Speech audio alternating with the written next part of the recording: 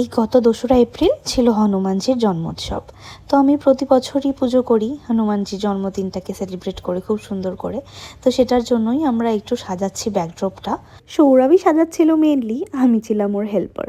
তো সাজিয়ে গুছিয়ে আমাদের বাড়ি থেকেই ও লাঞ্চ করে তারপর বাড়ি যায়, আর আমি সবার জন্য একটু আইসক্রিম অর্ডার করেছিলাম। দিদিমন পাম্পাম সবাই এসে গেছিলো। আর দেখো আমার জন্য এই গো জিরোর একটা আইসক্রিম অর্ডার করেছিলাম, যেটাতে নাকি 0 সুগার আছে। দিদিমনের জন্য চকলেট আইসক্রিম, আর মায়ের ফেভারিট মায়ের জন্য ম্যাঙ্গো আইসক্রিম। এটা ছিল হনুমান জন্মোৎসবের আগের দিন, আর আমরা সারাদিন সকাল থেকে একটু গোছকাজ করার পর বিকেলবেলা বেরিয়েছিলাম একটু বাজারঘাট করতে পুজোর। পরের দিন সকালেই ছিল পুজো, আর এবার অনেক তাড়াতাড়ি ছিল টাইমিংটা। সকাল 7:45-এর মধ্যে আমাদের পুজো কমপ্লিট করে নিতে হতো। তো আমরা বাজার থেকে হনুমানজি যা যা পছন্দ করেন সেরকম সব জিনিসপত্রই কিনছিলাম। একটু ফুলের দোকানেও এসেছিলাম ফুল নেওয়ার জন্য। তারপর ফলের দোকান থেকে 5 রকম ফল, কলার কাঁদি, নারকেল এইসব কিনে একটু দশকর্মার দোকানে গেছিলাম। তারপর সব কিছু কেনাকাটার পর মা আর দিদিমণি একটু কোল্ড ড্রিঙ্কস খেলো। কোল্ড ড্রিঙ্কস খাওয়ার পর একটু ভুট্টা কিনে বাড়ি চলে আসি।